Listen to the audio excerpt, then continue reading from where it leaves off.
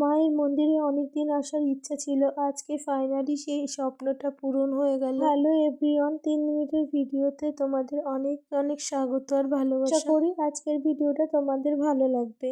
আমার ভয়েসটা একটু অন্যরকম লাগছে, যেহেতু আমার ভীষণ ঠান্ডা লেগেছে, তাই ঠিকঠাক ভয়েস কিন্তু তোমাদের সঙ্গে দিতে পারছি না। আগের ভিডিওতে দেখেছো আমাদের বাড়িতে কালী পুজো হয়েছে, কেন এত কালী মায়ের মন্দিরে এসে পুজো করছি আজকে তোমাদেরকে বলবো। ভিডিওটা স্কিপ না করে দেখতে থাকো।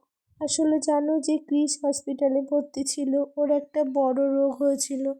তো সেটার জন্য কিন্তু মায়ের কাছে মানত করেছিলাম যে ও যদি সুস্থ হয়ে যায়, ও যদি সুস্থভাবে ওর অপারেশনটা হয়ে যায়, তাহলে কিন্তু মায়ের কাছে পুজো দেব। এটার জন্য কিন্তু বাড়িতে কালী পুজো করা হয়েছিল, কারণ কিসের জন্য আমি মানত করেছিলাম।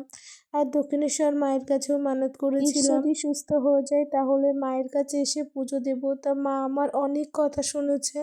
তোমরা বিশ্বাস করবে কিনা জানি না, কালী মা সত্যিই অনেক জাগ্রত, অনেক কথা শোনে। আর আমি সেটা নিজে প্রমাণ।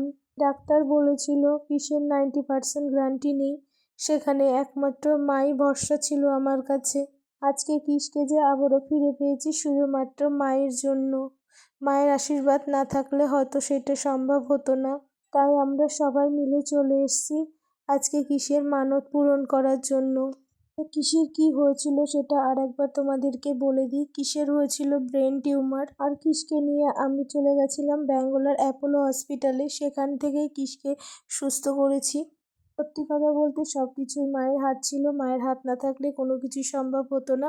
আজকে শুধুমাত্র মায়ের জন্যই কিস আবারও আমাদের মাঝে ফিরে এসছে। তো যাই হোক, মায়ের জন্য একটা সুন্দর ডালা নিয়ে নিয়েছিলাম, মাকে মন ভরে পুজো দিয়েছি। তোমরা ভালোই জানো যে দক্ষিণেশ্বর মন্দিরে কিন্তু ভিডিও করতে দেয় না। বাইরে থেকে যতটুকু সম্ভব আমি ভিডিও করেছি। তারপরে কিসের কাছে বায়না করেছিলাম আমাকে একটা শিবলিঙ্গ কিনে দাও। তারপরে মন্দিরের ভিতরে যে দোকানগুলো থাকে সেই দোকানে এসেছিলাম শিবলিঙ্গ কেনার জন্য, কিন্তু এতটা যে দাম সেটা বলার কথা নয়। এরা মানুষ বুঝে মানুষের গলা কাটে, প্রচুর দাম নেয় এখানে জিনিসের। এই ছোট্ট একটা শিবলিঙ্গের 1000 টাকা বলছিল। তারপরে আমার আর কেনা হয়নি, কারণ এতটা দাম বলছিল বলে আমি আর কিনতে পারিনি। যদি বাবা ভোলানাথ সহায় থাকে অবশ্যই কোনো না কোনো দিন আমি শিবলিঙ্গ কিনবো। এই শিবলিঙ্গটা আমার অনেক পছন্দ হয়েছিল, কিন্তু অনেকটা দামের জন্য আমি নিতে পারিনি। এই যে যদি একটু বড় থাকতো দাম হলেও সমস্যা ছিল না, কিন্তু সাইজে অনেক ছোট আর দামটাও কিন্তু অনেক বেশি বলছিল, সেই কারণেই কিন্তু নিতে পারিনি। তো যাই হোক, আজকের মতন ভিডিওটা এখানে শেষ করলাম। ভিডিওটা কেমন লাগলো অবশ্যই লাইক কমেন্ট করে জানিও। থ্যাংক ইউ সো মাচ ভিডিওটা এতক্ষণ ধরে দেখার জন্য, অসংখ্য অসংখ্য ধন্যবাদ।